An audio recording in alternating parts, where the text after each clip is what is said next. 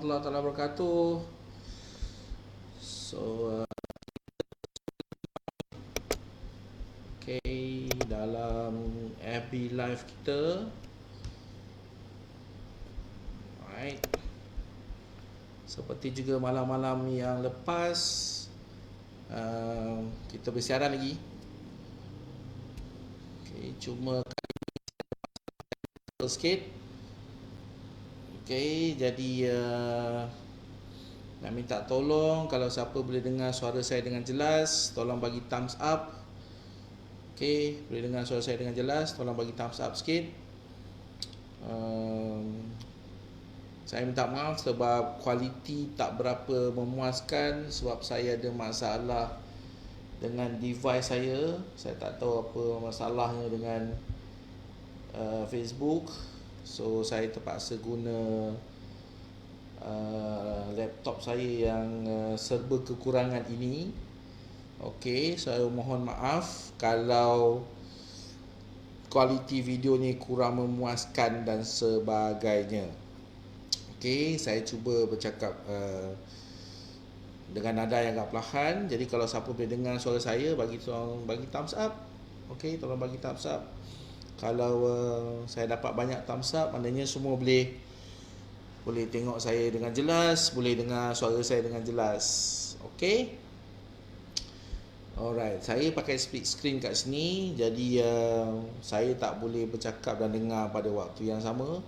Jadi saya mengharapkan you all punya feedback lah. Bagi thumbs up atau komen, kata suara video So saya akan mengurangkan pergerakan saya supaya video capture ni dapat di capture dengan lebih baik lah. Kalau saya banyak bergerak, saya takut kamera yang saya gunakan ni tak boleh capture dengan jelas.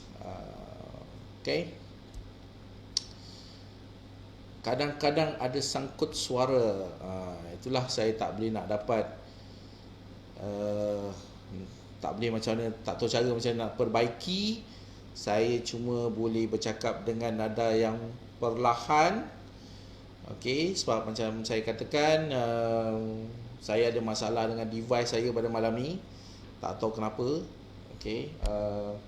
Jadi malam ni saya serba kekurangan lah. Saya cuma boleh mengharapkan laptop lama saya ni. Dan saya harap you all boleh dengar suara saya dengan jelas. Right. So bagi mereka yang baru ikuti, saya ucapkan terima kasih kerana mengikuti saya pada malam ni. Alhamdulillah, satu lagi siri yang dapat kita buat sempena musim Covid ni. Saya akan cuba buat siri yang sama setiap malam, lebih kurang jam 8.30. Tapi malam ni saya mohon maaf, terpaksa dilewatkan sikit sebab nak isyak. Ada yang nak nak baca Yasin. So ada yang solat jemaah dengan family. So saya sendiri pun tadi baru aja selesai, jadi ambil masa sikit lah. So harap semua dapat faham. Tapi bagi mereka yang ketinggalan, tak ada masalah, boleh ikuti video ni kemudian. Saya akan tinggalkan video live ni dekat page ni. Jadi boleh tengok video ni yang akan datang lah. So Assalamualaikum warahmatullahi wabarakatuh. Sekali lagi, so kita bersiaran malam ni. Nama saya Zaidi Ismail. Bagi mereka yang baru mengikuti kita punya FB Live ni, so malam ni ada topik yang menarik. Saya minta para penonton atau peserta malam tadi untuk mengutarakan tajuk yang nak dibincangkan. So dalam banyak-banyak tajuk tu, saya terpandang satu tajuk ni, pelaburan terbaik semasa musim gawat. So malam ni kita nak berbincang atau bercerita sikit apa yang perlu kita lakukan dari sudut pelaburan ketika dalam musim gawat macam COVID ni lah. Saya cuba untuk berkongsi sebaik yang boleh berdasarkan pengalaman saya. Jadi saya harap kita sama-sama dapat belajar bagi mereka yang ada komentar dan ingin mengisi ruang, kalau ada perkongsian saya yang mungkin tak berapa jelas ke, atau nak memperjelaskan satu, ataupun anda sendiri ada pengalaman anda sendiri, boleh tulis di ruangan komen. Okay. Dan bagi mereka yang ada tajuk-tajuk yang ingin kita bicarakan untuk malam-malam akan datang, so tolong juga komen di ruangan komen apa lagi tajuk kewangan yang ingin anda bincangkan bersama dengan saya untuk siri-siri akan datang. Okey, saya akan tengok tajuk tu, insya-Allah kita akan bincangkan dalam siri yang akan datang. Okey. Tapi malam ni kita nak bincangkan tentang pelaburan terbaik semasa musim gawat. Okey, terutamalah musim macam sekarang ni lah. Okey, sebelum tu saya nak minta tolong seperti mana malam-malam sebelum ni, kalau boleh tolong like, tolong share, tolong tag kenalan anda yang anda rasakan mereka perlu bersama dengan kita lah, atau mereka paling tidak ingin anda nak suruh diorang tonton dan tengok perkongsian kita pada malam ni. Okey, so lebih ramai orang tahu, at least masyarakat kita lebih terdidik dari sudut kewangan. Tu je yang saya minta. Okey, saya tak minta anda bayar apa-apa kat saya cuma minta kita hebahkan perkara ni. Kalau ianya baik, hebah-hebahkanlah. Okey, tak guna kita viralkan benda yang tak baik. Okey, kalau benda tak baik tu cepat je nak viral kan. Tapi kalau benda baik, tak ada berat pula tangan tu nak klik share ke kan. Nak klik komen ke, berat sangat. Padahal bukannya susah pun, tekan share je butang share tu. Okey, itu je. Okey, saya dapati untuk video-video sebelum ni bagi saya agak mengecewakan sebab ada lebih 3,000 tontonan, tapi yang sharenya adalah 80 orang, adalah 90 orang. Yang lain tu saya tak tahu kenapa. Mungkin mereka terlalu pentingkan diri sendiri kan, dia nak ilmu ni untuk dia je. Walhal sebenarnya dia pun tak keluar modal apa pun, duduk depan komputer atau duduk depan handphone untuk terima ilmu-ilmu macam ni. Padahal boleh tekan je butang share tu. Okey, saya harap anda dapat berkongsi dengan yang lain, tag mereka, share video ni sekerap yang boleh atau seramai yang boleh. Okey, so untuk cerita pasal pelaburan terbaik semasa musim gawat ni, saya akan bicara tentang dua segmen. Okey, saya akan cerita pasal dua komponen. Okey, komponen pertama lebih kepada individu. Okey, komponen kedua lebih bersifat kepada teknikal. Okey, so kita pergi pada komponen pertama dulu. Okey, kalau komponen individu ni, pelaburan terbaik semasa musim gawat, bagi pandangan saya dan bagi pandangan ramai pengamal kewangan di seluruh dunia, adalah untuk melabur pada diri sendiri. Okey, dia memang agak klise sikit, dia memang alamak benda yang sama nak ulang-ulang kan. Tapi itu realitinya. Sebab yang memisahkan kita ataupun kita punya tindakan dengan orang lain adalah dengan ilmu yang kita ada. Okey, jadi pendapat saya ialah lebih banyak kita ada ilmu dalam satu-satu bidang, lebih mahir kita pada satu-satu bidang, lebih inform kita atau lebih mudah untuk kita buat keputusan berdasarkan maklumat, berdasarkan ilmu yang kita ada, okey, untuk buat keputusan tersebut. So dalam kes ini adalah tentang pelaburan, terutama yang berkaitan dengan kewangan. Jadi dari sudut individu, pelaburan terbaik yang boleh dilakukan ketika ini adalah untuk melabur pada diri sendiri. Okey. So apa yang saya masukkan dengan melabur pada diri sendiri? Okey, apa yang saya masukkan dengan melabur pada diri sendiri ialah kena timba lebih banyak ilmu dalam satu-satu bidang tersebut. Okey, so contoh macam malam ni. Okey, kita sama-sama timba ilmu. Okey, so yang kedua, lebih banyak membaca dalam subjek tertentu yang kita nak mahirkan diri kita. So dalam konteks kewangan, banyak baca buku kewangan. Okey, banyak hadiri kuliah kewangan, bengkel kewangan, seminar kewangan, tonton video tentang kewangan dan sebagainya. Terutama seperti yang berlaku sekarang ni, kita dapati bahawa banyak sangat maklumat yang berkaitan tentang kewangan yang kita sebelum ni mungkin caught off guard lah, yang kita tak bersedia. Contoh macam alamak tiba-tiba nak kena kuarantin, duduk kat rumah, apa benda nak buat, okey saya punya simpanan macam mana, kerja saya macam mana, okey benda ni macam ni, caught off guard. Itu satu perkara. So lagi satu perkara ialah timbulnya semua elemen-elemen kewangan yang mungkin berbentuk bantuan dan sebagainya, seperti apa yang dilakukan oleh kerajaan. Okey, ada penangguhan bayaran, ada pengeluaran KWSP, semua ni kalau kita nak buat, dia perlukan ilmu, pengetahuan. Okey, kita tak boleh main langgar je buat, sebab ditakuti dia akan menyusahkan kita pada hari-hari yang akan datang. Sebagai contoh, sebab itu kita tak boleh nak ikut apa yang orang lain lakukan. Okey, sebab situasi dan keadaan orang lain tu berbeza dengan kita. Jadi yang membuatkan kita dapat menapis semua ni adalah ilmu, adalah pengetahuan, adalah kemahiran yang kita ada. Okey. So satu cara adalah dengan mempelajari perkara-perkara ini, terutama dari konteks kewangan. Okey. So itu satu pelaburan yang bagi saya wajib setiap orang lakukan. Okey, tak kiralah situasi dia macam mana. So belajar ni tak pernah habis, seperti apa yang dikatakan oleh Nabi junjungan kita kan. So tuntutlah ilmu sehingga ke negeri China sebagai contoh. Yang reference ke negeri China tu bukan COVID-19 kan. Yang reference ke negeri China tu maknanya kita cari ilmu sejauh mana yang kita boleh cari, sebab ilmu tu adalah pendinding dalam hidup kita. Dia akan bantu. Okey. So itu yang pertama. Jadi jangan kedekut untuk melabur pada diri sendiri. Okey, timbullah ilmu sebanyak yang boleh, terutama dalam konteks kewangan. Okey, itu satu pelaburan yang bagi saya wajib semua orang lakukan.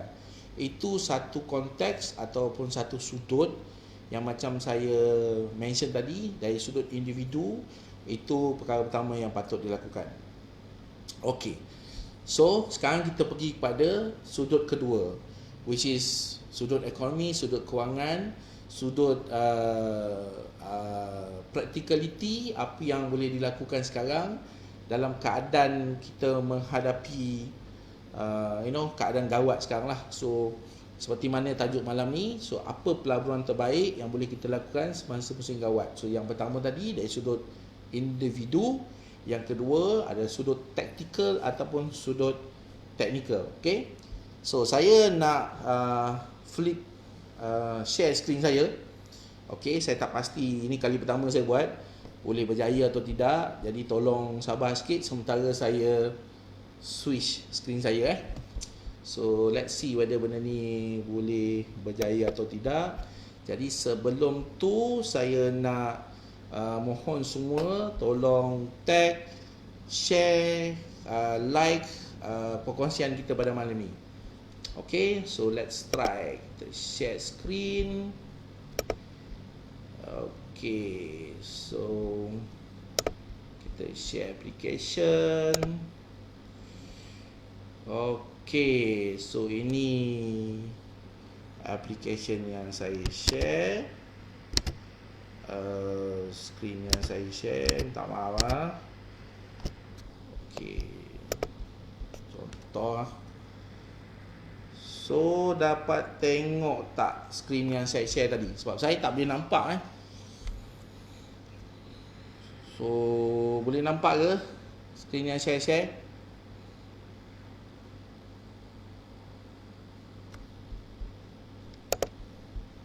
Okay. Kalau nampak tolong bagi thumbs up sikit. Boleh nampak screen yang saya share sebentar tadi? Boleh? Kalau boleh tolong komen boleh. Oh, tak ada.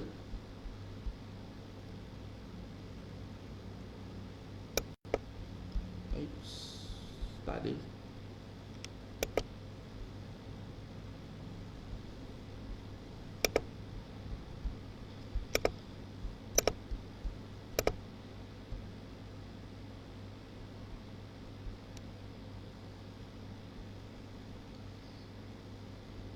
Okay.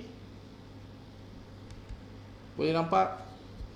Inilah masalahnya bila saya tak ada lagi satu phone ni. Sekejap. Boleh ke tak saya buat kat sini?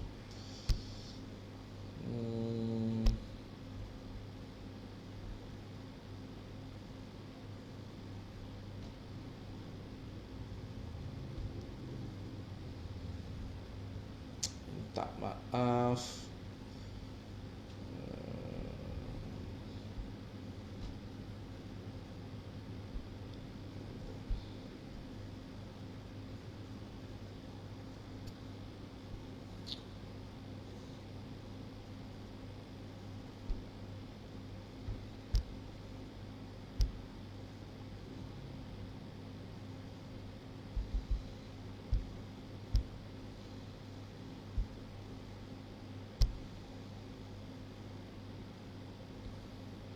Allahu Akbar.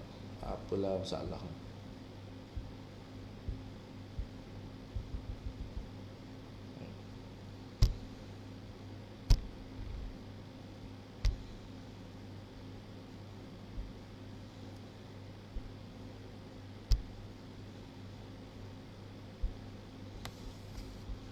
Sekejap. Sepatutnya dah boleh nampak skrin saya. Okay. Boleh ke? Nampak ke tak nampak? Tolong komen sikit. Tak nampak.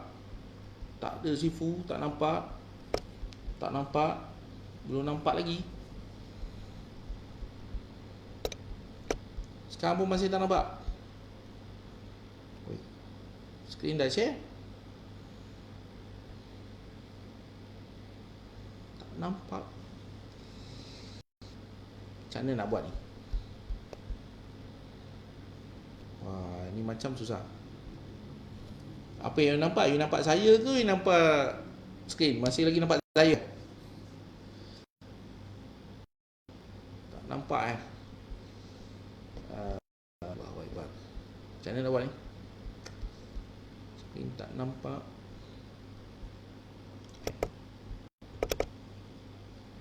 Okay kan kat sini dah share skrin lah.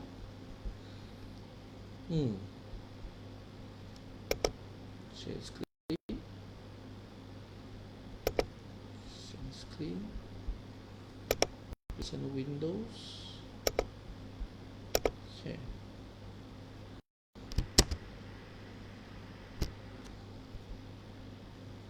Okay. Nampak tak?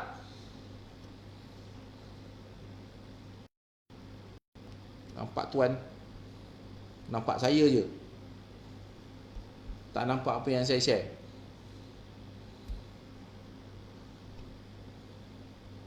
Tak nampak apa yang saya share.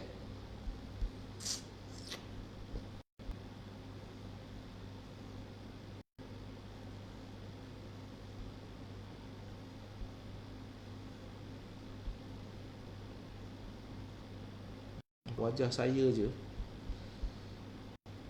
Padahal ni dah off dah. Okay. Share screen. Entire screen.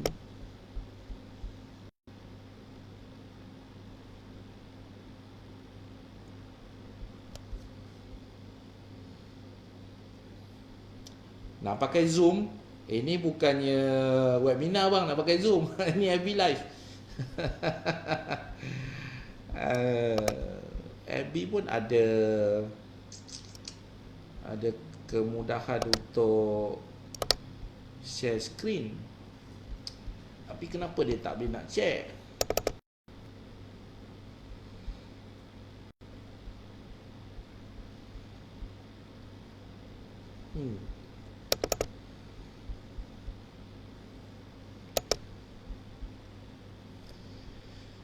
Okey lah, kalau tidak nanti kita buang masa kan. So kita balik kepada kita punya Jadi kat sini nak buat macam mana? You all tak nampak. Jadi Saya cuba explain lah apa yang nanti saya akan sharekan dia punya apa tu screen yang saya cuba share ni di bahagian posting nanti insyaAllah. Okay. Tapi buat masa sekarang ni yalah, saya pun tak tahu macam mana nak buat benda lah ni. Jadi nak buat macam mana kan, dia tak keluar pula. Jadi saya cuma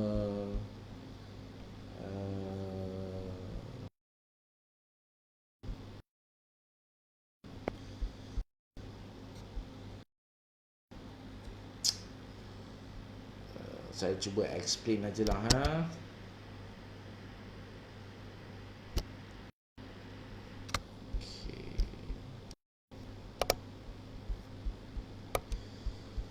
Okay, so saya nak kena tarik sikit kat atas.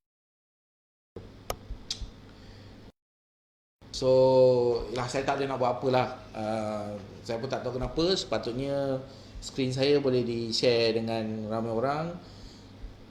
Tapi itulah benda nak jadi kan. Kita pun tak pasti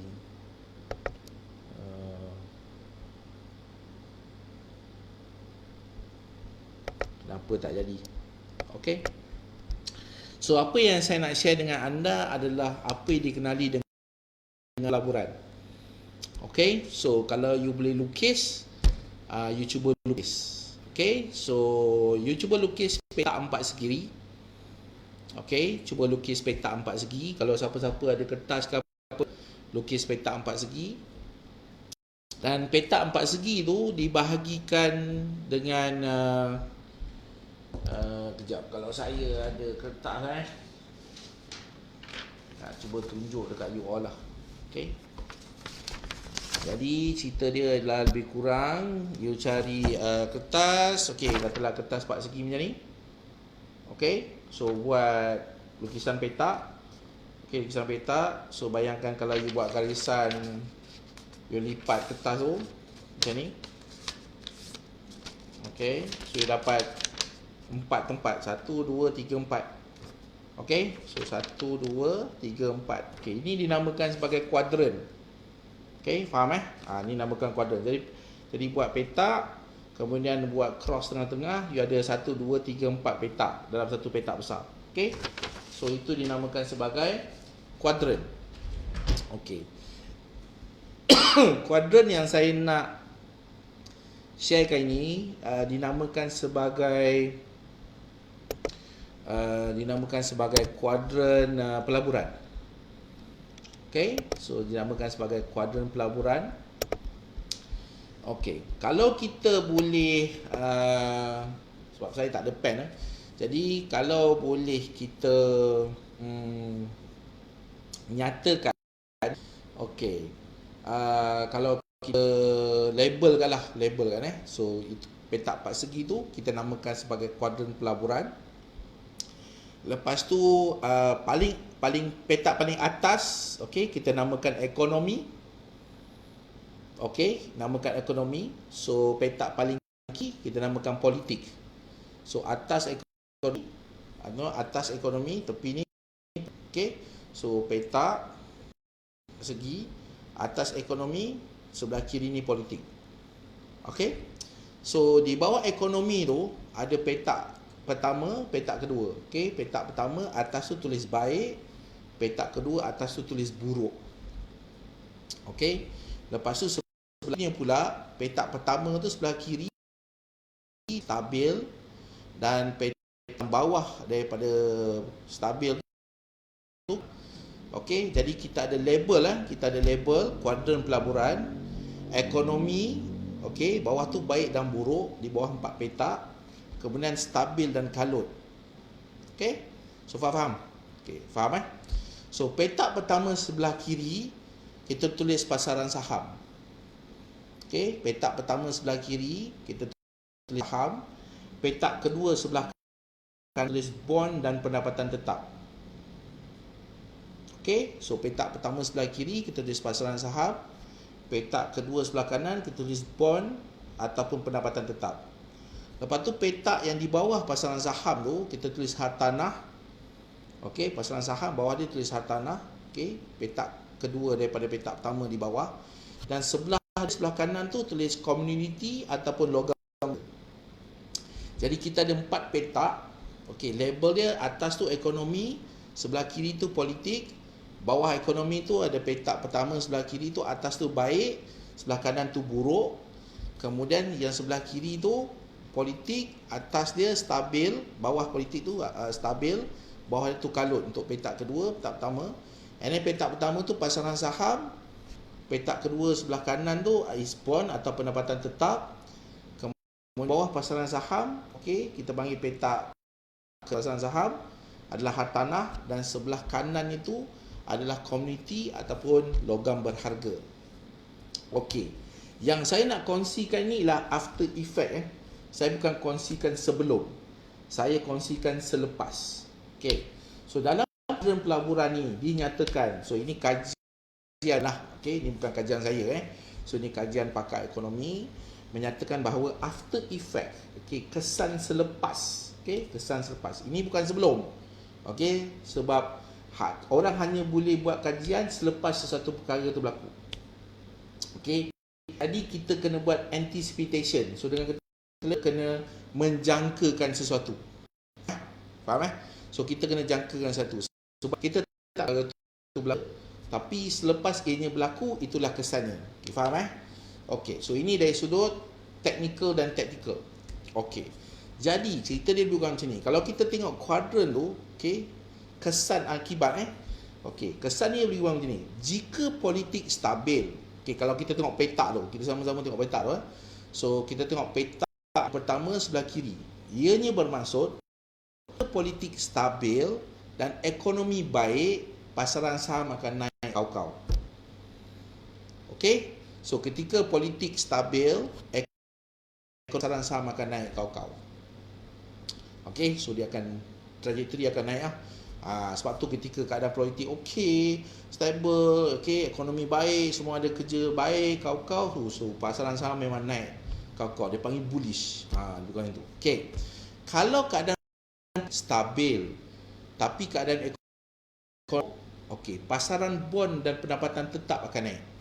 So kita akan tengok duit akan mula merubah kepada bond ataupun fixed income. So fixed income ni contoh macam money market, okey. Contoh macam fixed deposit ataupun bond kerajaan. Semua orang akan berpusu-pusu kat situ.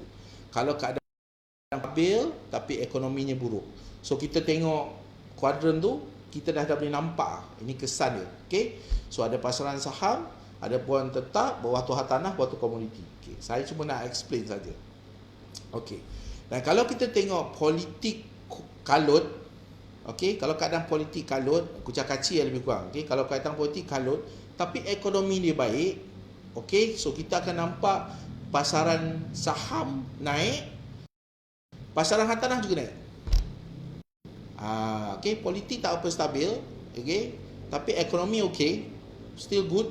So pasaran saham juga akan naik. So kalau politik pun tak berapa stabil, kalut, tapi ekonomi baik, hartanah steady, dia juga akan naik. Okey, itu kesan dia. Okey. Kalau politiknya kalut, ekonominya buruk, okey, semua yang sebelah kanan akan berlaku. So bond akan naik dan komoditi juga akan naik. Okey. So kalau contoh politik kalut, ekonomi pula buruk, okey, sebelah kanan akan berlaku.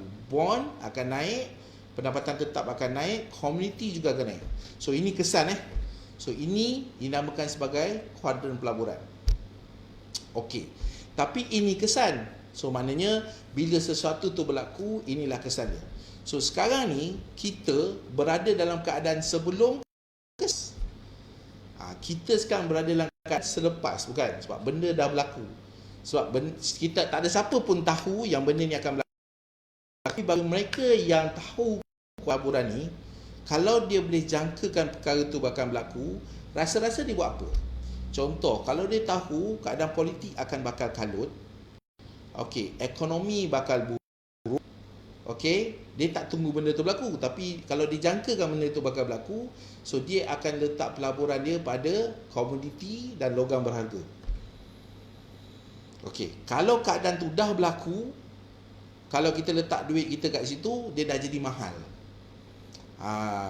Faham Faham So contohnya sekarang kan kita tengok harga naik, fixed deposit, bond naik, kadar interest rendah, tapi pulangan tu agak tinggi. Kalau kita tahu commodity punya harga macam ni, kalau dah masuk dia terlambat sebab benda tu dah berlaku.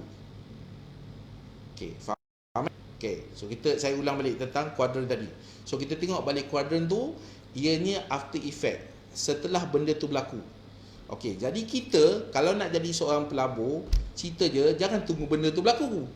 So kita kena buat sebelum ianya berlaku. So kita kena anticipate. Kita kena buat unjuran, buat anggaran bahawa perkara macam ni akan berlaku. So daripada macam mana nak tahu? Daripada indikator lah. Apa indikator dia? So kita boleh tengok keadaan politik semasa ketika itu, kita boleh tengok keadaan ekonomi ketika itu. Dia menghala ke arah mana? Pasaran pelaburan dalam kuadran ni, itulah dia punya kejadian, itulah dia punya efek dia, itulah dia punya kesan. So kita dah boleh nampak kesan yang bakal berlaku. Cuma sekarang ni kita kena anticipate perkara yang belum lagi berlaku. Now kalau dalam cerita dah berlaku dah, kita ni sebelum berlaku, betul? So kita tentu untuk membantu. Now kalau ianya sudah berlaku, jadi macam mana? So kita kena buat the opposite. Kita kena buat yang bertentangan. Contoh, sekarang ni keadaan politik pun tak apa stabil, ekonomi memang buruk, kita kena komuniti dan logam berharga naik atas. Pasaran apa yang jatuh merudum? Pasaran apa yang jatuh merudum? Apa benda yang jatuh merudum? So di opposite kan? So opposite dia adalah pasaran saham. So pasaran saham adalah keadaan di mana jatuh merudum sekarang. Tanah masih lagi agak stable. Bond agak stable. Tapi yang adalah pasaran saham. So bila keadaan dah kembali stabil, apa yang selepas tu? Pasaran saham akan naik lah. Betul, keadaan dah stable. Bila ekonomi baik, politik dah pun stable, so pasaran saham akan naik. Begitu juga kalau kita tengok, kalau kata semasanya sekarang keadaan politiknya tengah kalut, ekonominya so kita tahu pasaran hartanah yang akan dapat tempias, betul? Ketika itu. Tapi ketika itu benda dah berlaku. So kalau benda tu dah berlaku, so apa kita nak buat? Kena lari to the opposite. So dalam kes ni kita lari kepada pendapatan tetap ataupun ke bond. Sebab bila politiknya dah stabil, ekonominya baik, contoh, so keadaan itu yang akan naik. Kan? Sebagai contoh. So kita refer kepada kuadran pelaburan ni. Kuadran pelaburan ni hanya boleh bagi tahu kita after effect, selepas benda tu berlaku. Tapi kalau dah berlaku, dia tak guna dah melabur dalam kuadran tersebut. Sebab dah berlaku, harga dah mahal. So kita kena anticipate apa yang akan berlaku seterusnya. Faham ini dari sudut teknikal dan taktikal. Jadi mana satu yang nak kita pilih sebagai contoh? Katalah, kalau pasaran tengah jatuh, keadaan ekonomi dah bertambah baik, politik ada stable, pasaran saham akan naik, tapi saham mana yang nak kita pilih? Saham mana nak kena pilih tu? Itu pergi very deep, very technical, itu you kena belajar. Saya bukan ahli saham, terus terang saya cakap. Saya bukan nak ajar you all cara macam mana nak beli saham, cara macam mana nak beli saham mana. Itu yang saya sebutkan pada komponen, which is pelaburan terbaik bagi seolah ilmu pengetahuan. Faham Saya cuma boleh kongsikan keadaan dan situasi sebagai contoh. Kita boleh gunakan pelaburan kuadran pelaburan ni. InsyaAllah nanti saya akan kempilkan dalam ruangan komen atau ruangan post kuadran pelaburan lah. So you all boleh tengok balik pokok betul tak apa yang saya refer tadi. Kalau you tersalah lukis pun tak apa, nanti boleh refer kepada lukisan ni kemudian. Alright, itu daripada sudut technical dan tactical. So saya harap you all belajar sesuatu malam ni. Kawasan mana ataupun komponen mana atau pelaburan apa yang kita perlu buat tempoh tengah gawat sekarang ni lah. Okay, alright. So cerita dia sekarang boleh refer balik kepada kuadran pelaburan yang saya mention tadi. Okay, dan ulang tayang balik video ni daripada awal supaya lebih memahami. Okay, saya faham dalam keadaan tergencak-gencak ni mungkin ada yang terkurang faham. Tak apa, jangan relax, jangan gelabar, relax je. Video ni boleh diulang tayang semula, tak ada masalah. You boleh semak semula video ni lah lepas ni. Okey, so sekarang saya nak buka kepada soalan. Okey, saya nak buka kepada soalan. Siapa yang ada soalan kewangan boleh kemukakan sekarang. Macam biasa, macam semalam juga, kita ada segmen yang kita akan berkongsi tentang kesalahan kewangan atau segala kemusykilan tentang kewangan. Jadi boleh bertanyakan kepada saya lah. Jadi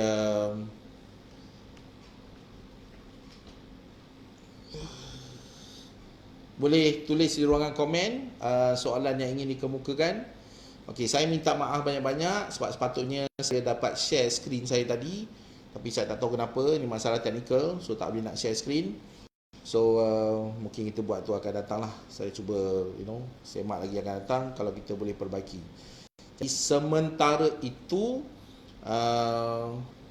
tolong tulis ataupun tolong komen di ruangan komen soalan yang ingin anda kemukakan. Okey, so tolong kemukakan soalan, apa-apa soalan kewangan untuk saya jawab. Okey, saya tak boleh guna phone saya ada masalah sekarang ni. Saya hanya mengharapkan laptop saya. So harap laptop ni keluarlah. Okey, so ada soalan, tolong kemukakan soalan so saya boleh jawab. Okey,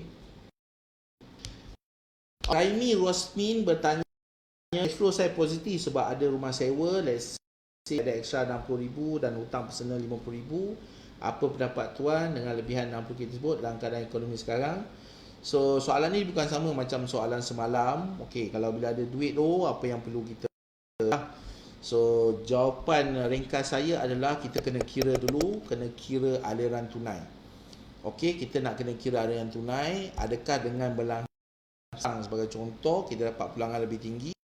Jadi kalau macam saya gunakan indikator, kalau ROI saya lebih daripada 15% sebagai contoh, saya akan langsaikan hutang tersebut.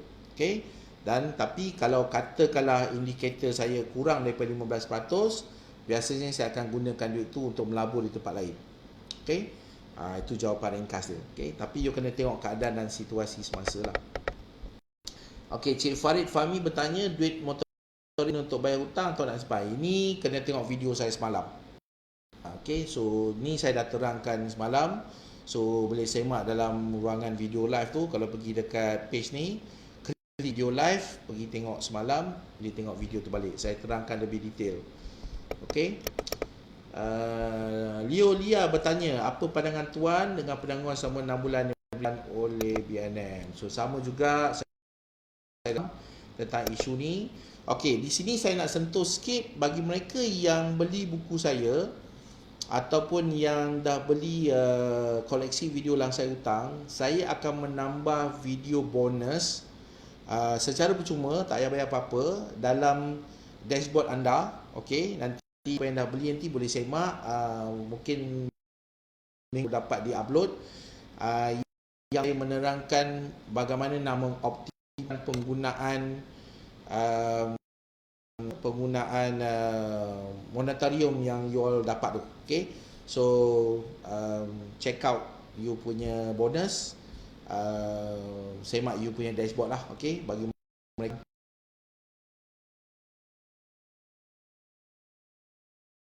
video lah saya tambah bonus baru dalam tu secara percuma, terutama dalam ni.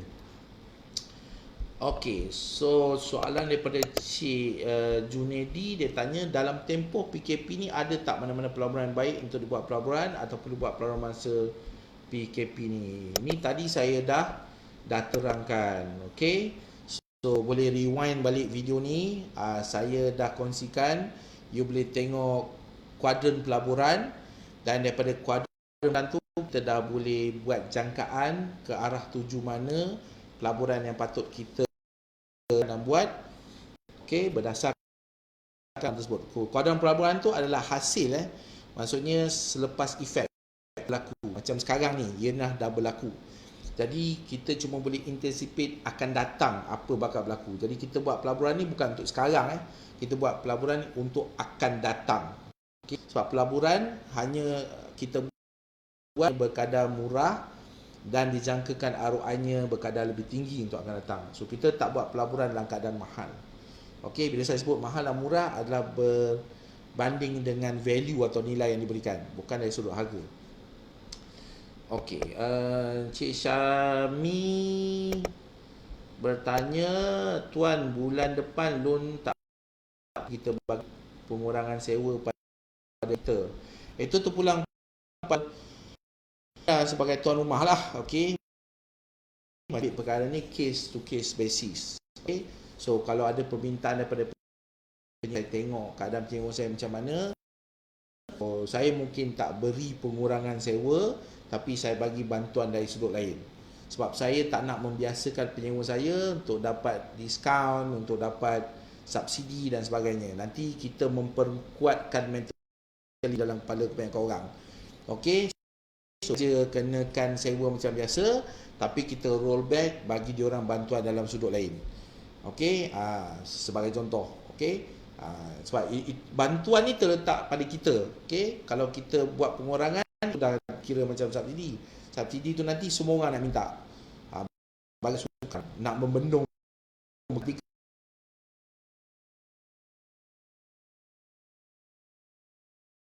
cerita. Okey, strategi saya ialah sama je semua. Sama kan, saya memang berprinsipkan kapitalis, terus terang saya cakap, tapi saya akan tengok situasi penyewa saya satu demi satu, mana yang perlukan bantuan saya akan bantu daripada sudut lain. Okey, tapi saya takkan kurangkan sewa, sebab saya tak nak mereka beranggapan tuan rumah ni macam kerajaan. So kita bukan kerajaan, boleh bagi subsidi. Okey, itu pendapat saya. Okey, Cik Nas bertanya kesan bank. Ini saya dah terangkan semalam. Boleh tengok video semalam. Okey, suara dan video cun. Okey, saya cuba kurang bergerak sebab processing daripada video laptop saya ni dia kurang sikit. Dia macam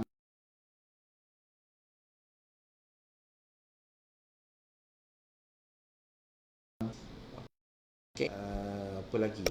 Bentar Cik Farid tak faham kenapa bila peluang stabil ekonomi okey, harga property naik. Sebab tu kena refer kepada kuadran pelaburan yang saya masukkan tadi. So kalau you nampak kuadran tu, dan baru you faham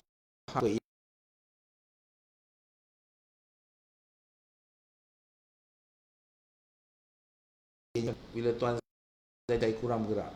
Alright. So Syukri bertanya, moratorium yang macam biasa atau bulanan yang cuma 200. So ini pun sama juga, saya dah explain tentang moratorium. Saya dah explain video malam tadi. Okey, cuba semak balik video malam tadi sebab saya tak nak jawab soalan yang sama berulang-ulang kali. Okey.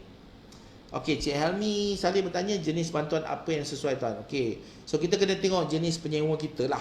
Okey, so contoh kalau macam penyewa tu bujang, efek apa-apa, dia mana gaji dia dapat biasa, dia pun kerja dengan syarikat yang agak stabil. Jadi bagi saya tak ada bantuan yang perlu diberikan sebab kehidupan dia macam biasa je lah.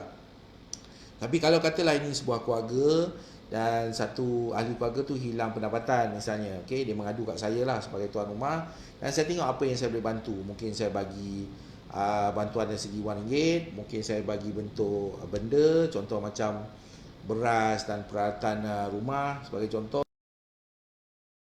seperti barang dan sebagainya. Mungkin saya bagi benda yang boleh bertahan sebulan ke minggu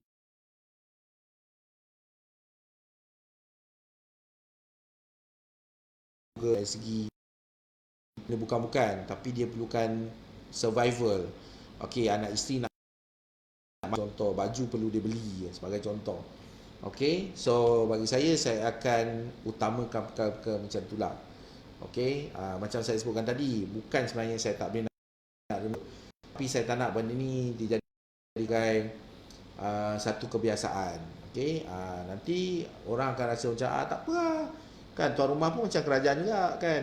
Dia nanti diturunkan lah, dia bagi kita subsidi. Saya tak nak ada mentaliti subsidi dalam kepala penyewa saya lah. Okey, itu dari sudut pandang saya salah. Okey, saya tak sebenarnya saya betul. Okay. Ialah rumah sewa saya, tu pula saya nak uruskan. Okey. Okey, Cik Azbat An bertanya, ASB sedia ada bukan pelaburan ke tuan? Okey, ASB sedia ada bagi saya ianya bukan satu pelaburan, tapi lebih pada bentuk simpanan yang stabil. Okey, bentuk simpanan yang stabil berbanding daripada akaun bank biasa. Paling tidak dia boleh bagi kita dividen berbandingkan dengan akaun bank biasa. Okey. Cuma dekat sini saya di tabung haji tu ia mudah untuk jangka masa pendek untuk kita gunakan sebagai modal untuk lakukan perkara yang lebih besar.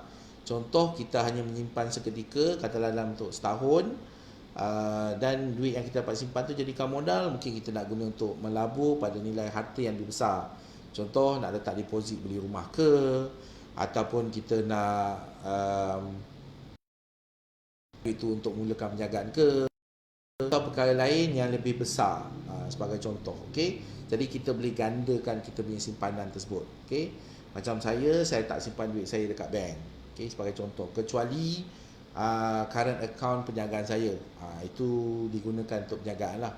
Tapi dari segi tak simpan duit saya dalam bank, saya saving account atau current account, saya simpan duit saya dalam hartanah. Okay. So saya simpan duit saya dalam hartanah saya, dan saya ada cash line facility yang saya boleh keluarkan duit itu bila-bila masa yang saya perlukan tanpa menjejaskan ansuran bulanan hartanah saya. Kalau masih lagi ada ansuran bulanan, yang mana tak ada ansuran bulanan, saya boleh keluarkan equity dia bila-bila masa, dan saya hanya dikenakan charge atas pengeluaran sahaja. Okey, hutang dengan bank. Okey, siapa yang nak belajar lebih lanjut tentang perkara ni, fahamlah apa yang saya cuba sampaikan, sebab dia belajar perkara ni. Okey, tapi bagi mereka yang bukan ahli, you dengar je lah. Okey, anggap ni sebahagian daripada kan. So nak tahu lebih lanjut, kena lebih banyak belajar. Okay. So ada soalan lain? Okay, saya menunggu soalan. So ada soalan. So saya minta jasa baik rakan-rakan semua. So tolong share, tolong tag, tolong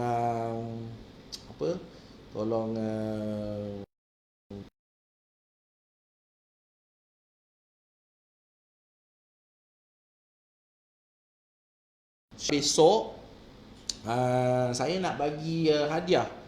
Okey, saya akan cuba selesaikan masalah teknikal saya. So kalau dapat, tolong ajar ramai-ramai ikuti saya malam besok. InsyaAllah saya akan bagi hadiah kepada mereka yang ikuti saya. Tapi saya tak, okey, saya akan bagi siapa yang bertuah. Okey, nak tahu hadiah dia, kena ikuti saya pada malam besok, insyaAllah. Okey, bagi yang lain, tolong komen di ruangan komen. Okey, tolong komen di ruangan komen. Dipercayakan pada malam-malam akan datang. Okey, letak aja tajuk yang ingin kita bincangkan pada malam-malam akan datang di ruangan komen. So insya-Allah kita cuba kupas pada waktu yang sama. Saya masalah teknikal ni akan datang, ianya lebih smooth lah kita punya sesi sharing ni. Macam saya kata tadi, ini bukan buat webinar. Okey, kalau saya buat webinar, saya kenakan charge. Sebab ada banyak benda nak kena set up. Ini saya cuma buat cara simple dan mudah, dan saya tak nak ambil banyak masa. pada orang ramai. Okey, kalau webinar dia tak ada ambil masa 50 minit sejam, kita buat 2-3 jam. Okey, nak bagi orang faham dan saya nak jawab banyak soalan sebagai contoh. Tapi ini cuma sesi sharing dalam FB Live. Okey, so saya minta tolong komen di ruangan komen tajuk yang ingin kita bincangkan untuk malam-malam akan datang. Alright. Okay, so kita cuba tajuk sebut. Kalau ada tajuk menarik, sementara dalam dalam kita berada dalam hari kita belajar sesuatu lah. Saya akan bersiaran setiap malam daripada Isnin sampai Jumaat, bermula jam 8.30 malam. Okey, kalau ada kelewatan tu mungkin sebab tertentulah, okey, tapi saya cuba usahakan range dalam macam itulah, dalam 8.30 9 start, and siaran at least paling tidak pun antara 45 minit ke sejam, okey, mengupas dan membincangkan tajuk-tajuk menarik yang satu yang anda ingin pelajari. Okey, so terima kasih banyak-banyak kerana mengikuti saya pada malam ni. InsyaAllah kita jumpa malam besok. Minta tolong komen di ruangan komen apa tajuk yang anda ingin untuk malam-malam akan datang. Terima kasih daripada saya. Assalamualaikum warahmatullahi wabarakatuh. Jumpa lagi akan datang malam besok. Bye.